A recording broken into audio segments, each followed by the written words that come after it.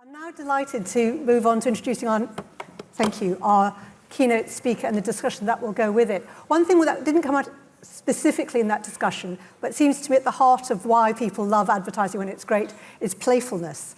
And that's partly, I think, what we're going to talk about next. For those of you expecting to hear from the wonderful Emma Hardy, she has sadly come down with the flu. However, I'm very pleased to say we have a wonderful replacement waiting in the wings in Gavin Strange, who's a director and designer at Aardman Animations. Gavin has been at Aardman for over a decade, with his creative output ranging from the Shaun the Sheep feature film to Channel Idents for BBC Two and Christmas films Fortnum and Mason. He directed the multi-award-winning Turtle Journey, an emotional and impactful stop-frame short film for Greenpeace about the plight of the oceans, and most recently, Wallace and Gromit shot on iPhone, a festive stop-motion animation for Apple, which was projected onto Battersea Power Station throughout December. Gavin's spoken around the world, from Mexico to Manchester, the Middle East to Munich, and in 2016, after speaking at the prestigious Do Lectures, he wrote the book Do Fly, a motivational mantra. He co-founded the contemporary design store Strange with his wife Jane, and even appears in CBBC's art-themed TV show Art Ninja. Not many people in this room could say that. And after Gavin has given us what will no doubt be a rousing keynote on the power of creativity, we'll both be joined on stage by Lydia Gough, who's Senior New Business Manager at Aardman, for a wider chat about Aardman and its future plans. So please welcome to the stage the art ninja himself, Gavin Strange.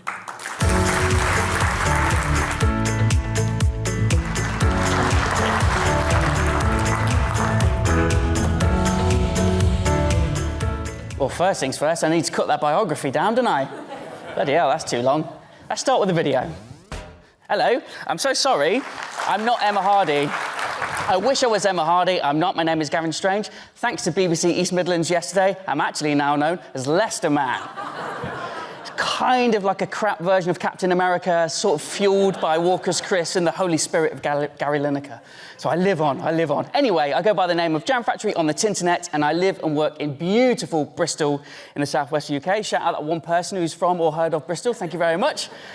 Bristol is this creative city. We're talking about the power of creativity, and I gravitated towards that wonderfully weird, hilly city because it's full of awesome creatives, particularly music. There's been some amazing, influential, inspiring bands throughout the past few decades in Bristol, and obviously artists as well, very well known for Banksy, but there's this incredible artist community there, and it's just an exciting, strange, sort of conflicting place at times, and that's what is so joyous about it. And so for me to be there, I love it. I am Leicester Man. I'm originally from Leicester in the East Midlands, and then I chose to go to Bristol to find somewhere new and exciting.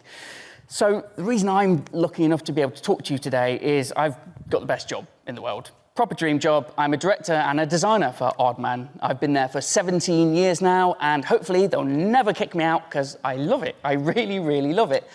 Aardman is a creative studio, an entertainment studio. It's a place that's going to be celebrating its 50th birthday next year in 2026, and it's known for all sorts of things. Hopefully, if you do recognise some of those characters there, Wallace and Gromit, Shaun the Sheep, the Pirate Captain, Arthur Christmas, Robin, Chicken Run, you know, it's made this half a century creating joyous things. And I think for me, I feel so at home there because I want to make joyous stuff too. I want to entertain, and I want to be a part of a crew of humans who are dedicated to just being silly and having fun, but also, you know, ultimately eliciting a reaction, an emotion from other people. And that's the industry that we're all in. And what a fortunate thing, and what a joyous thing that we've all got that power to elicit that connection. So I absolutely love it there. Most recently, we released our latest feature film, Wallace and Gromit: Vengeance Most Foul. It was released on Christmas Day on BBC One, and then was streaming globally on Netflix from January. And it's had a really lovely response. I was lucky enough to work on the movie too as a designer. And it was just this real sort of we know it because we're in the middle of making it, but when people say nice things and give you stars, you're like, oh, thank you. It was all worth it. You know, we're in these 2 studios in Bristol, sort of just, you know, everyone's sort of hunkering down and making this thing. So to then get a lovely reception is wonderful. It got incredible ratings. And it just beat Gavin and Stacey on the BBC's records, which is incredible. So, you know, we're absolutely thrilled and stoked to make things like this. But Wallace and Gromit is just a small section of what we do, and stop frame animation is a small section of what we do. We do all sorts of mediums, whether it's 2D or 3D or hybrids or live action hybrids or interactive or real-time or immersive. Ultimately, we just like making stuff. We love entertaining and collaborating. A big part of it, this is something that we use internally, but we sort of, whenever we're talking about a new thing that we've created ourselves, whether that's a new movie or a series or a new set of characters, or we're working with brands or ads or commercials, whatever it is, we often look at our 4 little puzzle pieces: comedy, story, character, and craft. And it's just a really lovely internal reminder for us to make sure we hold all those things dear. You know, does it make you laugh? Is there a lovely story? What is the craft to it? And that's not, we love stop frame, we absolutely adore stop frame, but whether it's clay or whether it's pixels, it's like, what is the craft? What is the extra level and detail that the humans are putting into making that thing wonderful? And then ultimately it's about character. It's about creating characters, but also, as the joy of animation will show you, you can give anything character. You could make that chair come alive and be joyous. So it's using those skills to sort of just make wonderful, silly, entertaining things. So, you know, we've made our own TV series, movies and things for 50 years, but for 40 years, we've also made ads and commercials and branded partnership and branded content. It's a huge part of the business. And when Peter Lord and Dave Sproxton, the two kids who met at school and founded this animation company, which I love, they literally just stumbled into it because they enjoyed it, they liked it, they were curious, and they just started playing. My favourite thing about Aardman is they started doing work, and because Dave's dad had a connection at the BBC, they started doing small pieces of animation work for Vision On, a children's programme in the 70s. And eventually they had to get paid for that work, so they got given a cheque. But they gave this cheque to 2 17-year-olds. What am I going to do with this? And it was Dave's dad that says, well, you're going to have to start a company. You're going to have to create a company for you to pay that cheque in. And they'd previously made a 2D hand-drawn cell animation character called Aardman, this kind of quite rubbish superhero. So they went, oh, we'll call it Aardman? 50 years later, 50 years later, I love that. I really love that energy and that just sort of commitment to, in the moment, they were pursuing it because they loved it and they enjoyed it, but obviously they then saw a creative and commercial outlet for it. They could get paid for what they love to do. So it just felt like this perfect marriage and partnership that's still going strong. And I'm super fortunate. I'm so lucky to be a part of that too. So commercials and ads and branded content and making things for other people is a huge part of my day job. As a director, that's a big part of my back catalogue, from being a part of one of the studios that contributed to the BBC Two rebrand a few years ago. Everyone was making these super beautiful, hyper slick, very gorgeous CG idents, and then our part of it was a bit more lo-fi. It was literally a gigantic tank of slime and a high-speed camera and some googly eyes. You know, just being silly and charming, and I basically was locked in a dark room for 2 weeks with these things, and we made it as a crew. So it's lovely to be able to contribute and play with different materials as well. Something that was in our reel there was a film called Turtle Journey. It's one of the things I'm most proud of. Greenpeace approached us and wanted to use animation to tell an important story, a powerful story, but using the world of animation to convey that message. Almost a little bit of a rug pull. We can in those first few frames, we can get the audience to watch and go, oh, that's nice, this is going to be really charming. And then we break their heart 90 seconds later when we deliver a gut punch moment. So to be a part of that, to use animation and creativity for a really important global message was so lovely. And then most recently, just this December that we finished it, I was so proud to be the director of Wallace and Gromit shot on iPhone. So it was a Wallace and Gromit short film in stop frame animation, commissioned by Apple, all captured, shot entirely on iPhone 16 Pros, projected 101 meters tall, on the front of Battersea Power Station every single night in December. every part of that sentence I just said is insane in its own right. And me as a kid would have ripped my own arms off to have those opportunities. So you smash them all together and see this. I just kept having this out-of-body experience every sort of 4 to 5 seconds when we were working on it. But again, it's just, and for me, I had this really lovely moment where one of those nights, because it was a partnership with Apple, which was really lovely, His Royal Highness the King came and saw all of this stuff too, which is just the thing that happens, of course. But the most excitedly, I was there with Nick Park, the creator of Wallace and Gromit. And after all of that lovely festiveness, we stood outside and watched a projection together. And he was filming it on his phone. And he kept turning around to me and he went, "You should be really proud." I was just like this puddle of... Like he couldn't possibly know how much that meant to me, and still does mean to me. But my mind was blown because he is a human being that's created a set of characters 25, 30 years ago that still endures, still connects with people, and is exciting enough that we can project them that big on an iconic building in the capital city, you know. So all the time it's that connection back to the humans and the characters and just the joyousness. And I think that's a big part of the DNA of Aardman as well. So on the left here, you see the latest crew photo, the wonderful humans who made Wallace and Gromit: Vengeance Most Foul. And what's exciting is we're one studio. So if you're working on the movie 1 month, lovely, but then the next moment you might be working on one of our ads or commercials. There's no like separate teams or anything. It's basically this wonderful group of humans who are experts at what they do, and we all jump around depending on what the project is there. You know, a lot of these people had just finished animating on the Wallace and Gromit movie that then came over to the Wallace and Gromit shot on iPhone project. And that's just a really big, important part of the DNA of Aardman. David Sproxton and Peter Lord there on the right, they gave the company to us as an employee-owned company back in 2018.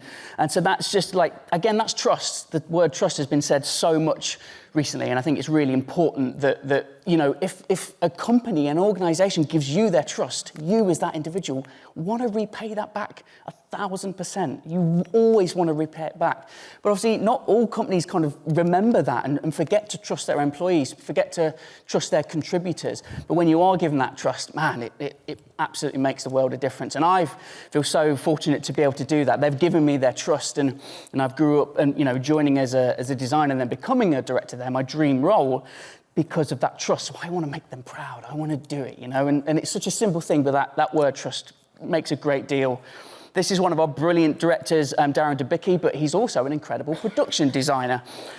He was a huge template for me when I first joined, because it started as a brilliant designer, but then transitioned into the world of directing. So he was already like, oh, wow, he's done it. It's because that place gives you their trust. How, you know, I wanted to figure out his path. But then he's also a brilliant production designer. So using technology, which is a big part of Aardman, he's using virtual reality to do his production design in a virtual space. So then he can give that headset to the directors to see the vision first before they commit anything to building. So, you know, it's always exciting and interesting seeing these different people do things in different ways. And again, that all comes down to trust. And, you know, there's just the human beings behind things that really want to sort of make things as holistic and as grand as possible, but within the constraints, really. I think this is it. Within commercial creativity, of course, there's budgets and there's schedules and there's many things to contend with. But this DFS spot was directed by one of our excellent directors, Magda Sinska, and like in the background, in one of these spots, is this couple that are a background set of characters, but she wrote this whole backstory to them. And knowing that wasn't going to play out, it's just that commitment to making things, you know, truthful and honest. You know, those words have been used as well, and letting creative just put that work in there. But then that translates as well, because Magda was then the same director who was chosen by Lucasfilm to direct one of the contributors to the Star Wars Visions Series 2, this anthology series that's on Disney+, set in the Star Wars universe, but asking different creators around the world in different studios to tell their own take. And so, like, it was always clear that Magda was always going to add humanity and depth and nuance and complexity into things. Whether or not it translates and is a huge part of the overall story, but it's there. Again, it's that trust that she can make that happen, and she's the kind of director, she's the kind of creator, along with the crew, that would then, go from making that ad to translating it into a short film as well. So it's always lovely seeing that stuff happen. And I think trust as well. I think Aardman is trusted as a creative studio, which is really lovely. We made the original Certa mattress mascot 25 years ago now, and we've still continued to work with Certa from what we've created. And I think we all talk and think about this a lot at Aardman, but I think hopefully we think it's because we're just being honest. Like, we love what we do, we love what we're trying to do, we're quite open and clear in our goals of entertaining and delighting and making people smile, and then I think that then is reflected in the people that want to work with us, which is lovely, whether it's ad agencies or brands directly or studios that distribute our movies. There's all these different relationships, but ultimately, we just like to stand proud and go, we like making this funny stuff. Would you like us to make funny stuff for you? Great. It's nice, it's refreshing, and it's powerful, I think, to just be honest. With so much of the session then was talking about that trust and making sure it's always there. And then most recently, one of our campaigns has been with Thatchers, and we've made quite a few shorts for them. And this is the founder, Martin Thatcher, and there's an element of trust in making sure his likeness is exactly correct. If you're going to give someone your trust, you're like, don't make me look weird. And that's a trust thing as well, and that's a constant back and forth and making sure that dialogue is there, whether it's direct to the brand, whether it's through the agency. Again, it's those lines of communication, isn't it? Everything that we do is quite simple, isn't it, really? It does boil down to those very human traits and tendencies of making sure you're clear in what you're saying, how would that other person feel. You kind of have to be almost quite reductive and think about how the best way is to communicate. And, if you're doing a good job of it in your job, then hopefully that just makes you a better human, because you're clear and you know what you're trying to say and you're trying to have empathy and communicate with other people. So it's lovely having that, making that a part of our jobs and our roles as well. But I think this is the thing. This is it for me. This is what makes me so excited. It's that human touch. It's those fingerprints. It's we've got this wonderfully insane world. That's a penguin masquerading as an evil chicken who's assembled this evil army of AI robot gnomes. Like, it's such a mad world, but then here is the human touch as well. And I think, and this is for me personally, this isn't an Aardman stance, but there's so much talk of artificial intelligence. But for me, it's human intelligence. That's what I want. That's what I care about. I care about tactility and nuance and complexity and things going wrong and figuring out how to steer away when things go wrong and being in that room together and figuring things out. And I think ultimately, with all the huge conversations that are coming up with AI, it's about a choice. Do you want to use it? How do you want to use it? Me personally, I choose these people. I choose to do it. And in the session, I'm sure we'll get into a little bit more about how AI, is in the animation world and stuff. But for me, it's always down to these wonderful, wonderful humans, and long may it continue to be those humans. Come on over. Now, that was definitely a bit of a trip down memory lane. I was slightly disappointed you didn't play the whole of the Juice Loose about this Hoos advert for me. Well, that's actually, we're going to do that as a dance number. Me and Lydia are going to perform and that Lydia live. Gough as well, thank you so much. One thing I'm really interested in is, given that Aardman started very much in the claymation handmade thing, although it still seems very important to the work, tell me a bit about the relationship between new technology and the traditional craft in the journey of Aardman. Yeah, I think everything's changed and nothing's changed, really, especially when you're talking about modelling clay. That is still using a human to push the clay around in an indeterminate amount, depending on the shot, the scene, the thing. And that doesn't change. What has changed is in how we capture it. We used to shoot everything on film. We now shoot everything digitally. And what that means is that sort of technological advancements mean we can shoot at much higher resolutions. The animators on the studio floor, if it's stop frame, can see what they've shot and all the frames that they've taken before. So it's definitely sort of given efficiencies and sped up that process, but still all the prep around particularly stop motion animation shoot happens before, and then you basically very clearly brief your animator, then you leave them to it like you always did. So the authenticity of the brand in the film that you make still shows. Denise, Lydia, I'm quite interested in the choice of brands. And we've seen just in that selection there that, there's a cider brand, there's mattress brands. Are there brands where Aardman wouldn't go? How do you decide? Yeah, there are definitely sectors, I think, that we wouldn't feel comfortable. I mean, we have such a responsibility. We're such a trusted brand. I always joke that my 5-year-old is constantly telling me that she watches Shaun the Sheep at school, which is a worry in a way. But, we're such a trusted brand and we have such a responsibility to our fans and to our, anyone that sort of feels as if they have a part, like they almost feel as if they have, own a part of us somehow. So we do have to be selective. Well, you must have had approaches, dare I say it, adult Aardman. Do you have some very clear lines? I think it also depends whether or not someone's coming to us wanting to work with our IP, so with Wallace and Gromit, with Shaun the Sheep, with Morph, or any of the rest of the gang. Obviously, we have to make sure that it aligns with the brand strategy and the plans and the values and what's important to those characters and those brands. And we have a brand team who work so hard to sort of make sure they strike the right balance of things that feel fresh and interesting, and that, we're where our fans are and they're seeing us in a place they wouldn't expect. But also that, that also they're being totally authentic. Like, one of the things that's really special about brands at Aardman is that they're such a constant, they're so reliable and they keep showing up in a way that people want to see from us, I think.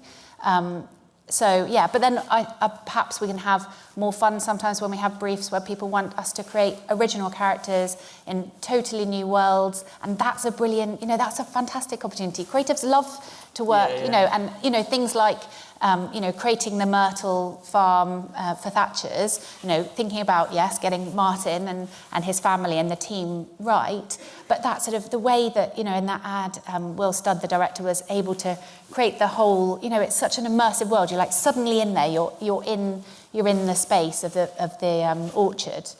That's really fun as well. Tell me a bit about the future plans Aardman have in the digital space. Well, I mean, it's that kind of continued innovation, like what we're showing there with my friend Darren, who's a brilliant production designer and director, and using virtual production. So I think there's a lot of advancements that we like to use internally to sort of check the vision early on. I think it's like, it's particularly stop frame animation. It's all the movie is made, or the short, or whatever it is made up front. So the quicker you can use technology to sort of pre-visualize how it's going to look and give you options, that's kind of where we're using digital technology, both in like how we capture images, but also kind of how we help our production as well. So it's kind of using the tools that are out there to sort of facilitate how the humans are going to use it, if that makes sense. And one thing that interests me is there was that terrible fire many years ago which destroyed a lot of original sets and materials. And I wonder what have been the long-term lessons, in the sense of that terrible experience for Aardman, thinking about their intellectual property. We heard earlier from Cadbury about using vintage posters and creating an advertising campaign that enabled people to put themselves into it. I'm just interested in any lessons from that past for the future. I mean, we have an amazing archivist, so don't worry. All our sets and props are very meticulously looked after and monitored and things.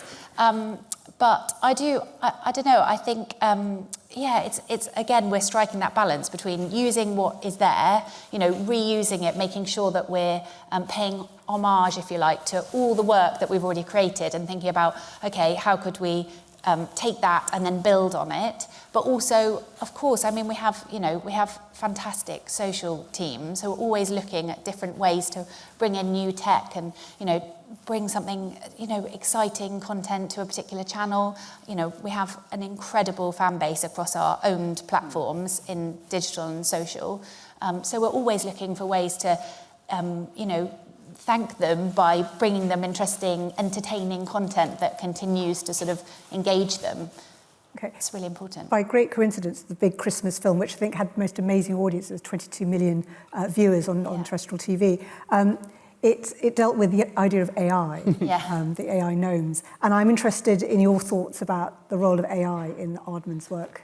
How long have you got? I feel very strongly about this. But in terms of Aardman's work, I think it's like generative AI. So, for example, like the way that we have an AI policy in Aardman, but we don't use it to do anything creative. It's like it's a tool in, for example, if I was to make a still image wider, and there's some it's an image with some bushes in it, like using sort of content-aware AI that will just go, okay, you've made that image a little bit wider, here was some bushes, I'm just going to put a little bit of bush there for you already from what you've created. Yeah.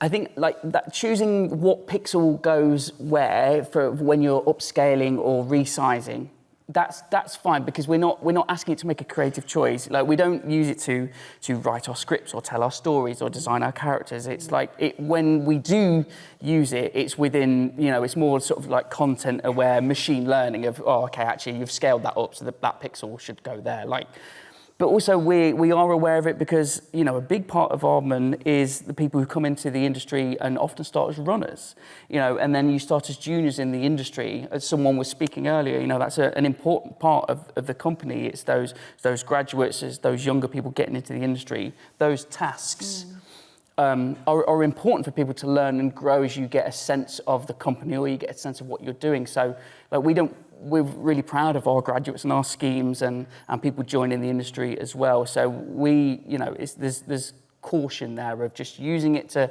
help us a bit, but we're proudly human beings. Did you want to add anything to that, Lydia? Yeah, no, I mean, people are surprised sometimes that even with claymation, we would make such an effort to show the human touch that we'll even sometimes, put a fingerprint in something that's going to be cast in silicon, just so that we can keep reminding someone there's a human has been here, and again, to go back to trust again. I think one of the reasons that our partners love working with us is that, you are seeing that craft, that actual craftspersonship. You're seeing it in the work, and that helps, reminding people a human was here, and this is, a human's expertise. Like, it's really powerful for us. Final question for both of you briefly is, how important is the Britishness and the Bristolness of Aardman? Because obviously you have grown, you do embrace new technology, you're a brand around the world, but it seems to me your location, and that is quite important. Yeah, I mean, Gav mentioned it at the start. We are so proudly based in Bristol. It's such a creative hub. It's really exciting. I think, to that point I made, so many people in Bristol feel as if we're part of their sort of, that we have a sort of heritage, that they feel as if they own a part of us, or that they're proud to be from Bristol because we're also from Bristol, sort of thing. So it is really important to us, and we're going to stay there. That's our roots, and it's such an amazing hub for talent. But we are so very much, we have a global fan base. We work with partners all around the world. I mean, some of our big markets for business are in Asia, China, Japan. I mean, there are Shaun the Sheep cafes. There's a circus. I couldn't believe it when I started at Aardman, literally go to a restaurant and eat some Shaun the Sheep rice bowls. We do so much globally, and that's so incredibly important to us, and we love working with partners and having that sort of global footprint, but all very proudly out of a relatively small group of people in Bristol. Yeah, I think, hopefully I've got this quote right, but James Joyce, in the particular lies the universal. And I think the more you focus in on who we are in this small group of people in the Southwest in a couple of funny sheds that actually just speak to other people because it feels approachable and tangible, and it means something. It means something to us, and so hopefully it means something to other people. Fantastic. James Joyce is a great way to end this session. What can I say? Thank you so much to both Gavin and Lydia. Thank you very much. Thank you.